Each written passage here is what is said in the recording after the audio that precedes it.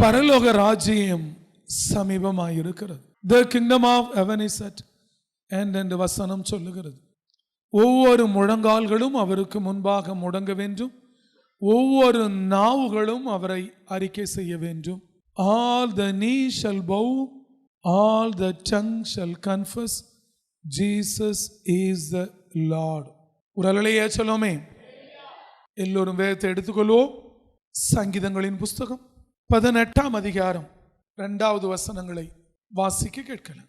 கர்த்தர் என் கன்மலையும், கர்த்தர் என் கன்மலையும், என் கோட்டையும், என் கோட்டையும், என் இரட்சகரும், என் இரட்சகரும், என் தேவனும், என் தேவனும், நான் நம்பி இருக்கிற என் துருகமும், நான் நம்பி இருக்கிற என் துருகமும், என் கேடகமும், என் கேடகமும், என் இரட்சணிய கொம்பும், என் இரட்சணிய கொம்பும், என் உயர்ந்த அடைக்கலமுமா இருக்கிறார்.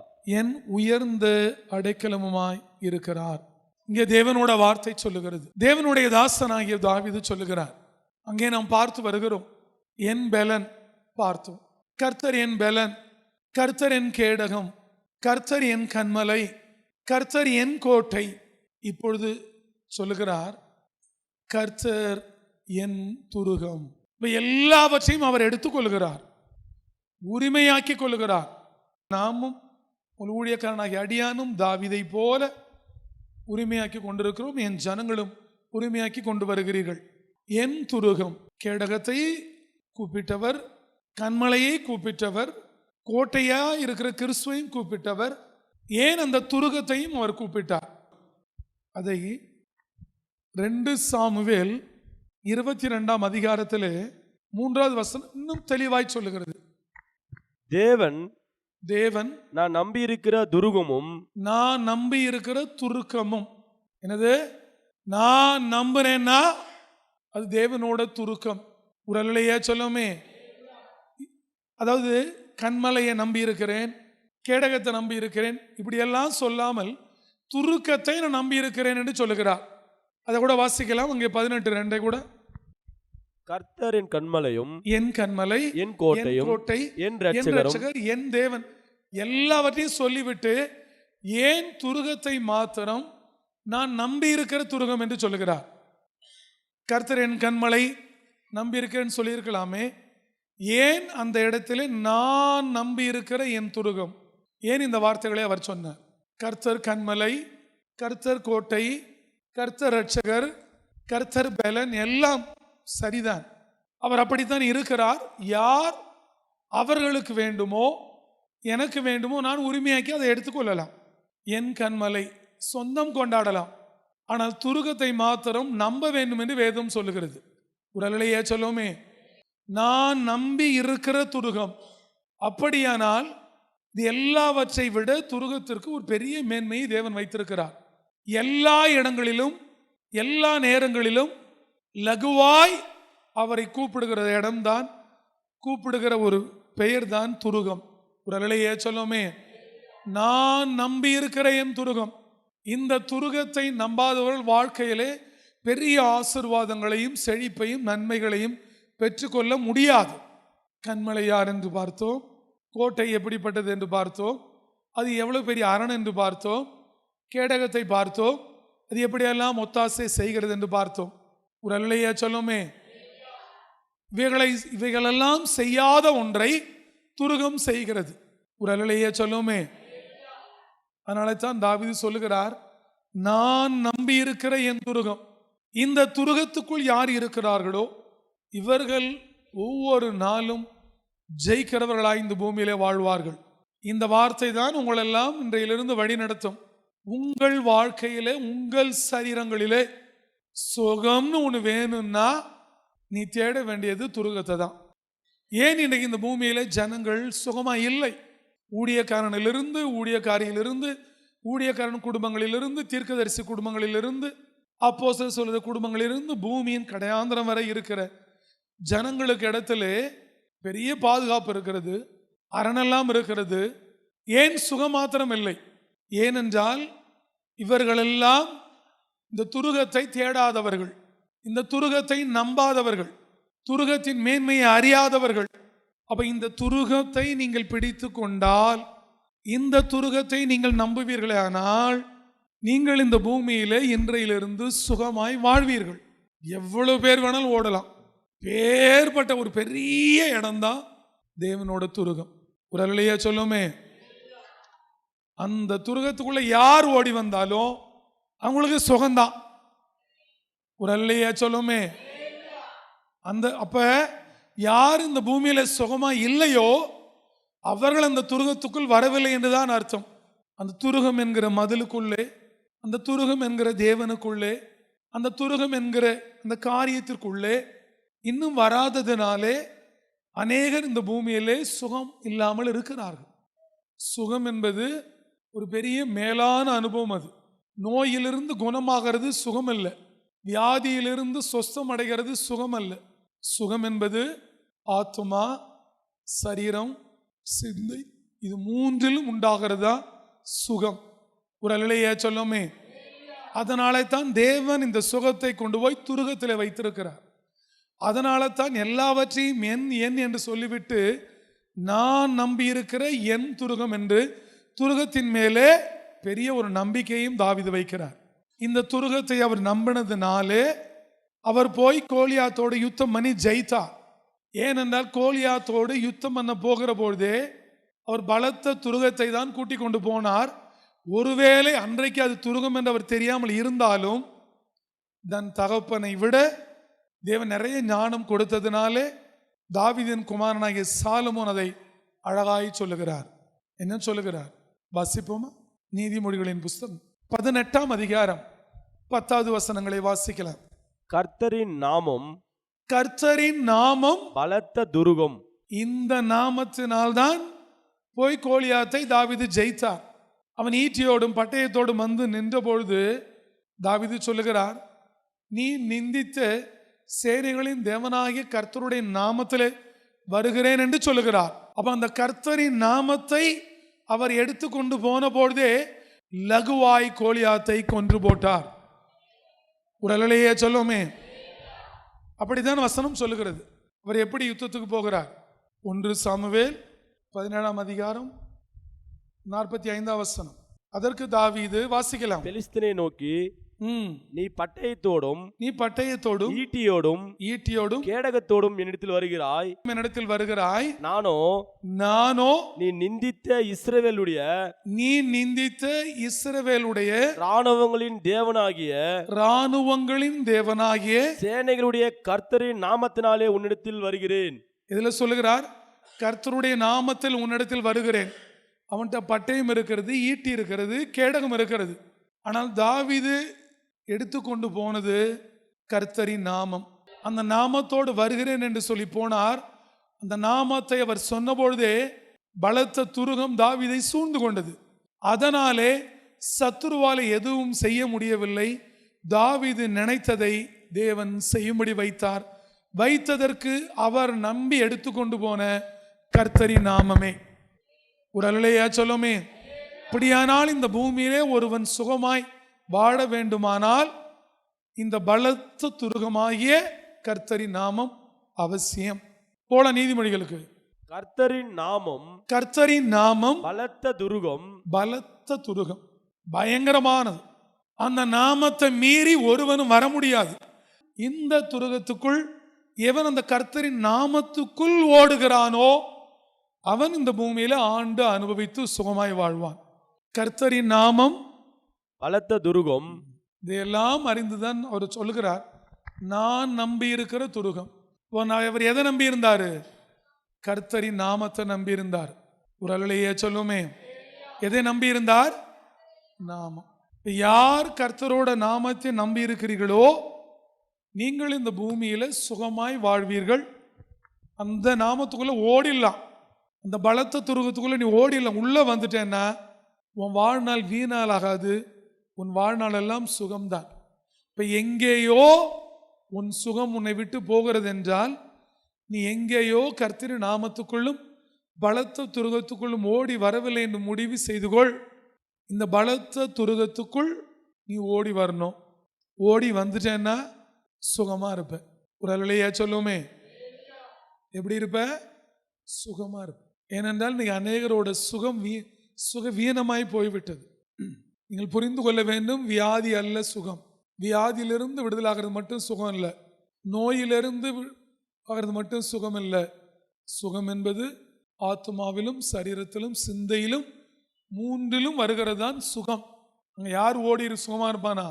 நீதிமான். இப்போ கொஞ்சம் ஓடுறது கஷ்டம்தான், ஆனால் ஓடிட்டீங்கன்னா இந்த பூமியில் வாடுற நாளெல்லாம் சுகமாக இருப்பீங்க, பரலோகத்திலையும் சுகமாக இருப்பீங்க. அப்போ இந்த கர்த்தரின் நாமம் பலத்த துருகம். அந்த துருகம் தான் இன்னைக்கு ஒரு முடிவு செய்து கொள். நீ எங்கே போனாலும் எங்கே வந்தாலும் நீ இந்த துருகத்தை நம்ப வேண்டும். நான் நம்பி இருக்கிற துருகம், இந்த துருகத்தை கூட கூட்டி கொண்டு போக வேண்டும். அந்த துருகம் தான் கர்த்தரின் நாமம். அப்படின்னா அவரோட நாமம் இல்லாமல் நீங்கள் எதையும் செய்யக்கூடாது, எங்கேயும் நடக்கக்கூடாது, எங்கேயும் பேசக்கூடாது, எதுவும் செய்யக்கூடாது.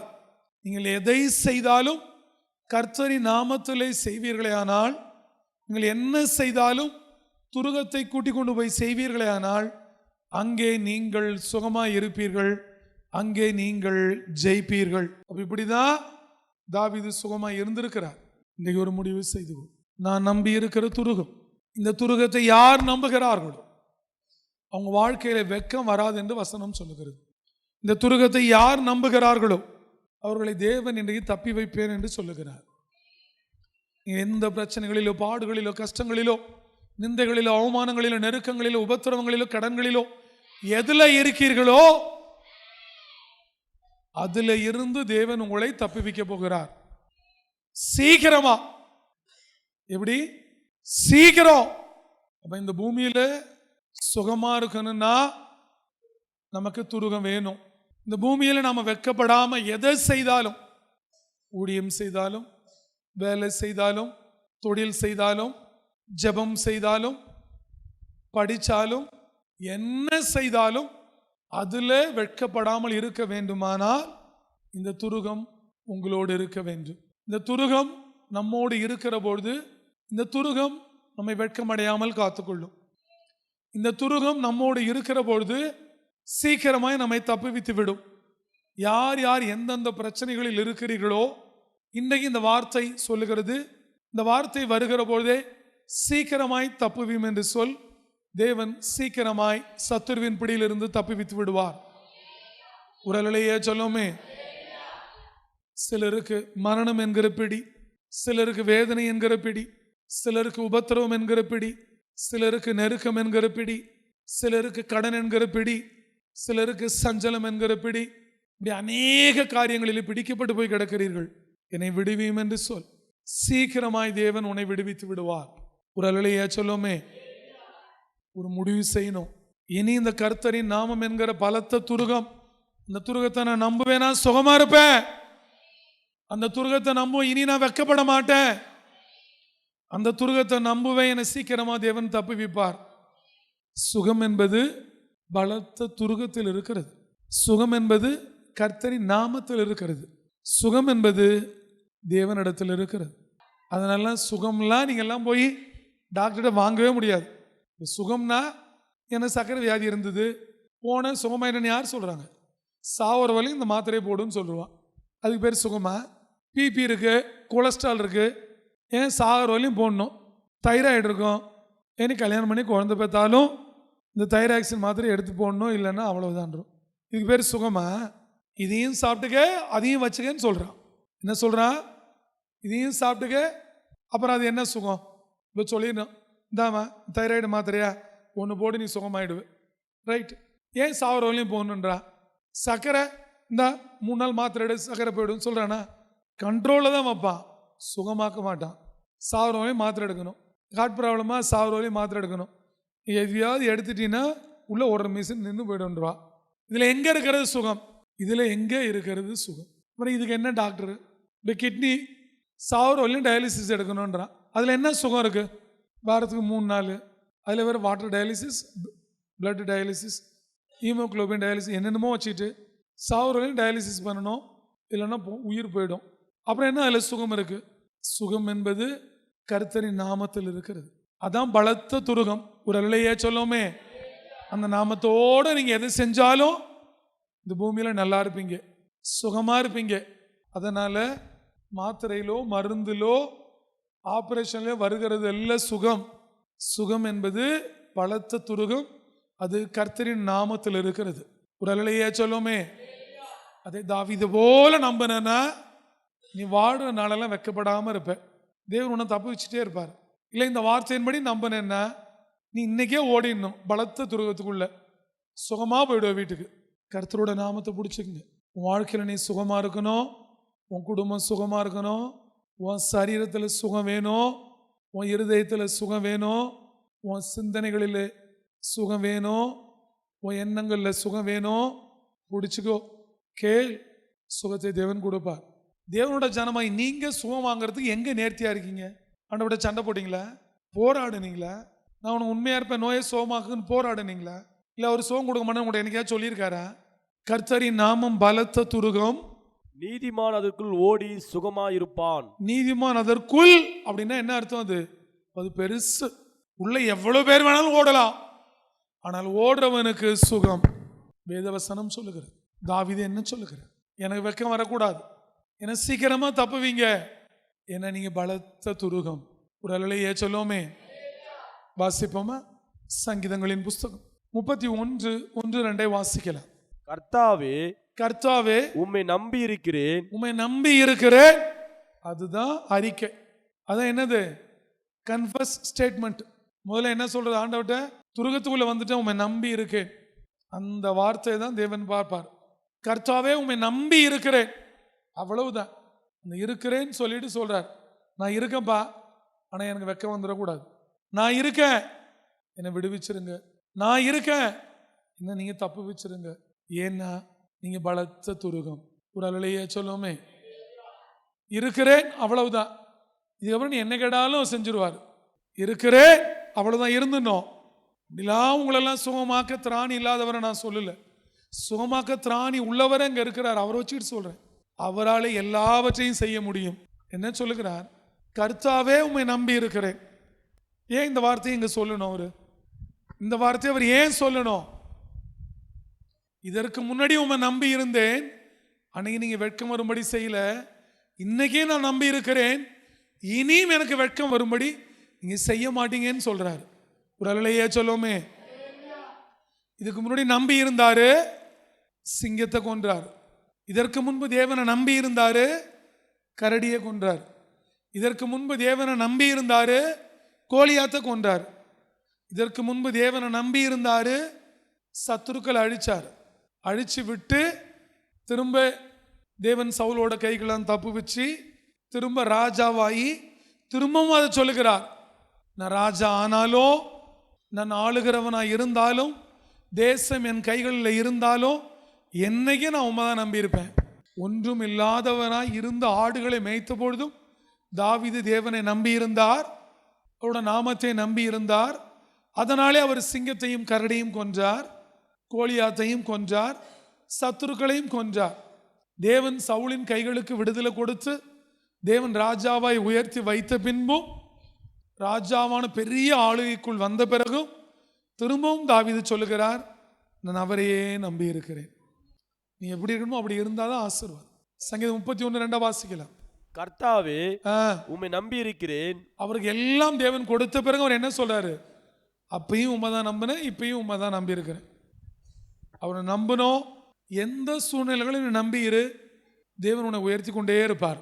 கர்த்தாவே உம்மை நம்பி இருக்கிறேன், நான் ஒரு காலம் வெட்கமடையாதபடி செய்யும், ஒரு காலம் வெட்கமடையாதபடி செய்யும். உமது நீதி நிமித்தம் என்னை விடுவியும், உமது நீதி நிமித்தம் என்னை விடுவியும். உமது செவியை எனக்கு சாய்த்து, உம்முடைய செவியை எனக்கு சாய்த்து சீக்கிரமாய் என்னை தப்புவியும், சீக்கிரமாய் என்னை தப்புவியும்.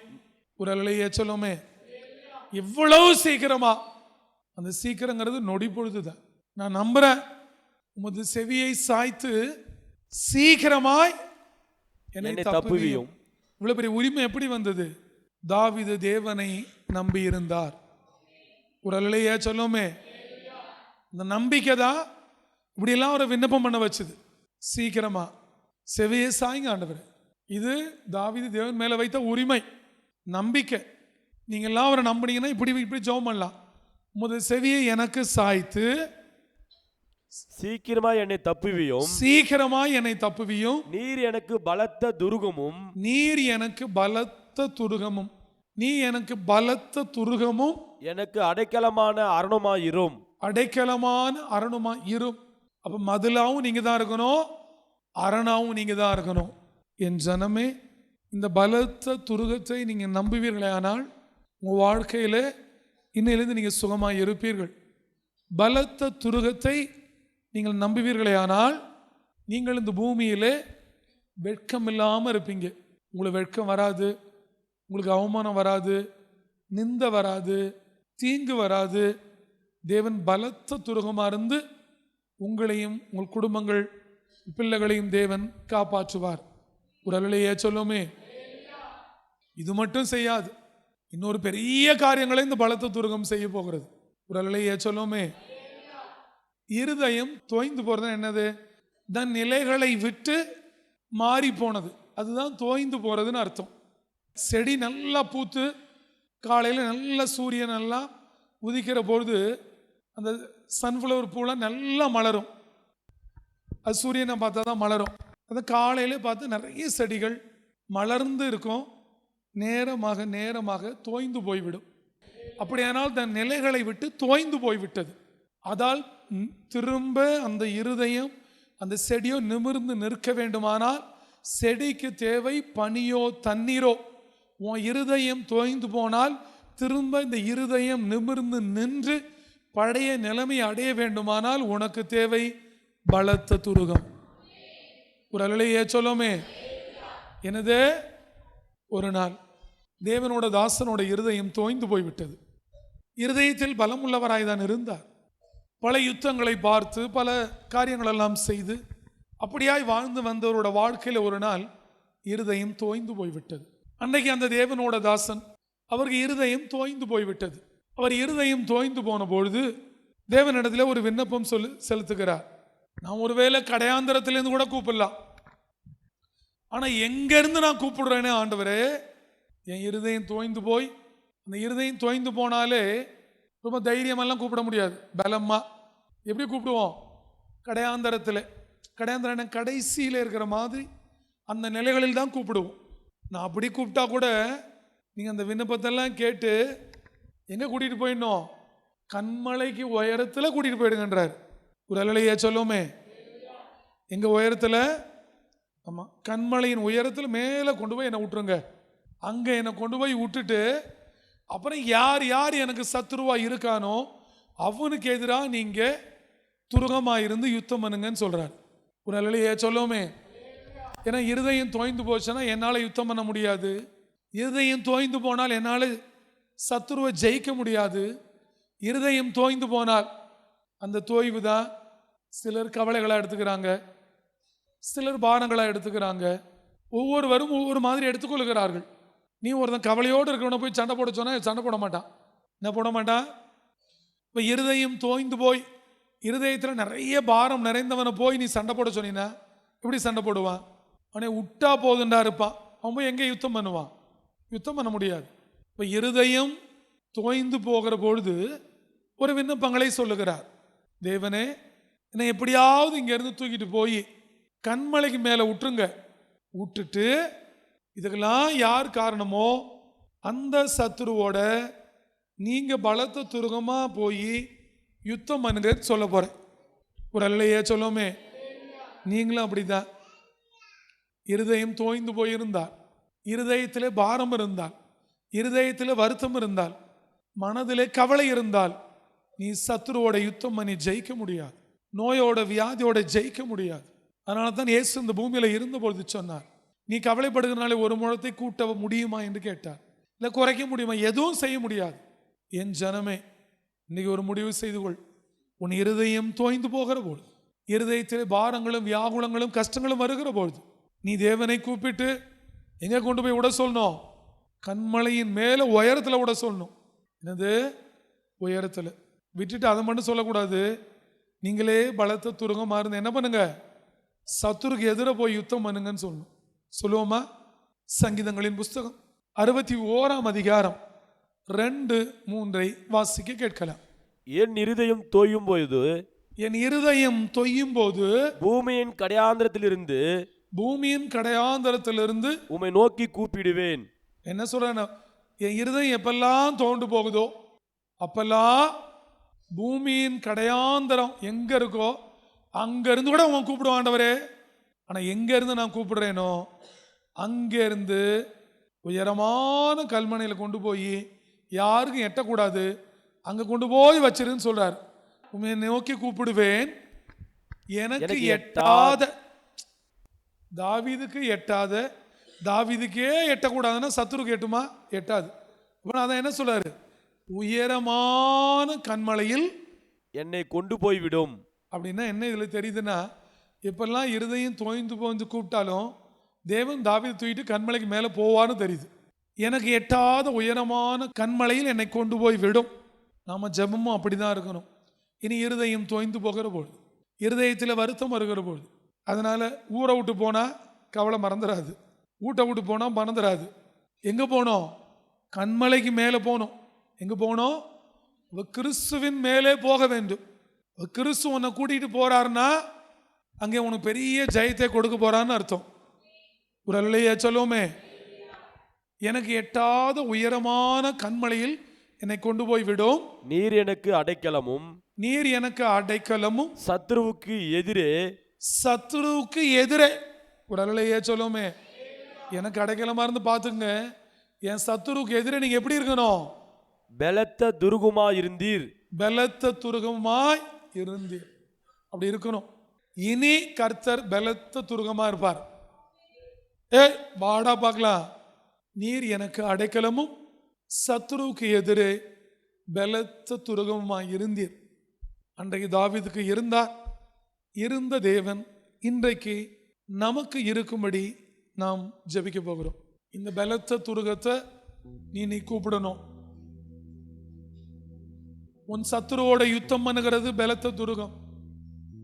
உன்னை இந்த பூமியில வெட்கம் அடையாம வைக்கிறது பலத்த துருகம். உன்னை விடுவிக்கிறது பலத்த துருகம். உன்னை கண்மலையின் மேல் கொட்டி கொண்டு போய் இருதயம் தொய்கிற போது விடுகிறது பலத்த துருகம். உன்னை இந்த பூமியில சுகமாய் வாழ வைக்கிறது இந்த பலத்த துருகம். அதுதான் தாவீது நம்பி இருக்கிற துருகம். நீயும் நானும் நம்ப வேண்டிய துருகம். அந்த துருகத்திற்கு ஒரு பெயர் தான் கர்த்தரின் நாமம். வாழ்க்கையில் உன்னை ஒப்புக்கொடு. நேற்று வரை சுகம் இல்லாமல் இருந்திருக்கலாம். நீ அநேகருக்கு முன்பு, உறவுகளுக்கு முன்பு நீ வெட்கப்பட்டு போயிருக்கலாம். இன்னும் உனக்கு விடுதலை தாமதமாய் தேவன் உன்னை தப்புவிக்காமல் இருக்கலாம். இல்ல உன் இருதயம் தோய்ந்து போய் மிகவும் துவண்டு போன நிலையிலே இந்த ஆலயத்திற்கு நீ வந்திருக்கலாம். ஐயோ எனக்கு அடைக்கலமே இல்லையே வந்திருக்கலாம். உனக்காக ஒருவர் இருக்கிறார். அவர்தான் சேனைகளின் கர்த்தர். அவர்தான் பலத்த துருகம். அவர்தான் நம்மை சுகமாய் வைக்கிறவர். அந்த மதில் கர்த்தரின் நாமம் என்கிற மதில். இந்த துருகத்தை நம்புவேன்னு சொல்லுங்க. அவரை பார்த்து, நான் நம்பி இருக்கிற என் துருகம் என்று அவரை உரிமையாக்கிக் கொள். இனி எனக்கு சுகம் நிச்சயம் என்று அவரை பார்த்து அறிக்கையிடு. இனி எனக்கு வெட்கம் இல்லை சொல். நான் எனக்கு அவமானமோ நிந்தைய இல்லை. என் குடும்பத்தில் வெட்கம் இல்லை. என் பிள்ளைகளினாலே வெட்கம் இல்லை. என் பிள்ளைகளினாலே நிந்தை இல்லை. என் மனைவியினாலே வெட்கம் இல்லை. என் மனைவியினாலே நிந்தை இல்லை. புருஷனாலே வெட்கம் இல்லை. புருஷனாலே நிந்தை இல்லை. புருஷனாலே அவமானம் இல்லை. என் பிள்ளைகளினாலே நிந்தை இல்லை. என் பிள்ளைகளினாலே அவமானம் இல்லை. என் தொழிலினாலே நிந்தை இல்லை. என் தொழிலினாலே அவமானம் இல்லை. என் தொழிலினாலே இனி வெட்கம் இல்லை. தேவன் எனக்கு பலத்த துருகம். தேவன் எனக்கு பலத்த துருகம். அவர் எனக்கு அடைக்கலம். நான் சுகமாய் வாழ்வேன். வெட்கமில்லாமல் இருப்பேன். என்னை கண்மலையின் மேல் உயர்த்தி கொண்டு போய் விட்டு என்னை அழகு பார்ப்பார். என் சத்துருக்கு எதிரே யுத்தம் பண்ணுவார். அவரிடத்தில் சொல், இதோ அவரை கூப்பிட போகிறேன். அந்த கர்த்தரின் நாமம் உடையவர், சேனைகளின் கர்த்தர், நான் நம்பி இருக்கிற துருகம், பலத்த துருகம், பலத்த துருகம். அங்கே சாலமோனும் அங்கே அந்த வசனம் பலத்த துருகம் என்று சொல்லுகிறது, இங்கே பலத்த துருகம் என்று வசனம் சொல்லுகிறது. ஒருவேளை நான் இதுவரை இந்த துருகத்தை கூப்பிடல ஆண்டவர், இந்த துருகத்துக்குள்ள போனா சுகம் என்கிறது எனக்கு தெரியல ஆண்டவர். நான் இந்த துருகத்தை கூப்பிடல, இந்த துருகத்தை கூப்பிடுறதா எனக்கு வெட்கம் வராதுன்னு எனக்கு தெரியல ஆண்டவர். இன்னைக்கு தெரிஞ்சது, இந்த துருகத்தை கூப்பிட்டா சீக்கிரமா தப்புவிக்கணும் இன்னைக்கு தெரிஞ்சது ஆண்டவர். நான் நம்புற துருகம் நீங்க தான், நான் நம்பி இருக்கிற பலத்த துருகம் நீங்க தான், நான் நம்பி இருக்கிற பலத்த துருகம் நீங்க தான். அது உங்களுடைய நாமமாச்சு, அது உங்களுடைய மதிலாச்சு. நான் இந்த மதிலை விட்டு எங்கே போவேன்? உங்களுடைய நாமத்தை விட்டு நான் எங்கே ஓடுவேன்? நான் நம்புறேன் எனக்கு சுகம், நான் நம்புறேன் எனக்கு விடுதலை, நான் நம்புறேன் எனக்கு ஆசீர்வாதம், நான் நம்புறேன் துருகமே, நம்புறேன் எனக்கு ஜெயம். சொல்லுங்க. இதோ நான் உங்களுக்காய் ஜெபிக்க போகிறேன். அன்பின் பரிசுத்தமுள்ள பரலோக பிதாவே, உம்முடைய நாமங்களுக்கு கொடான கோடி நன்றி.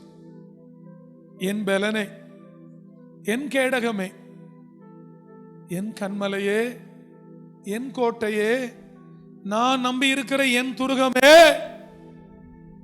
நீர் என் ஜனங்களுக்கும் துருகமாய், பலத்த துருகமாய், பலத்த துருகமாயும் இன்றையிலிருந்து இருப்பீராக. அடியானும் அடியானோட குடும்பம், என் ஜனங்கள், ஜனங்களின் குடும்பங்கள் எல்லாரும் ஆண்டவரை அந்த பலத்த துருகத்தில் ஓடி இந்த பூமியில சுகமாய் இருப்பார்களாக. இனி என்னோட வாழ்க்கையில நிந்தைகளோ அவமானங்களோ வெட்கங்களோ இயேசுவின் நாமத்தில் அடையக்கூடாது ஆண்டவரே. இனி என் ஜனங்கள் தோய்ந்து போகாதபடி கண்மலையின் மேலே நிறுத்தி உயரே கொண்டு போய் விட்டு எங்களுக்கு விரோதமாக இருக்கிற சத்துருவோட யுத்தம் செய்து எங்களை ஆசீர்வதித்து ஒரு ஜெயமான வாழ்க்கையை கட்டளையிடுவீராக. வந்த என் ஜனங்கள் ஒவ்வொருவரையும் ஆசீர்வதிப்பீராக. என் ஜனங்களுக்கு பலத்த துருகமாய் என் ஆண்டவர் இருப்பீராக. பலத்த துருகமே, உமக்கு நன்றி. என் ஜனங்களை ஆசீர்வதி. இயேசுவின் நாமத்தில் ஜெபிக்கிறோம் நல்ல பிதாவே, ஆமென்.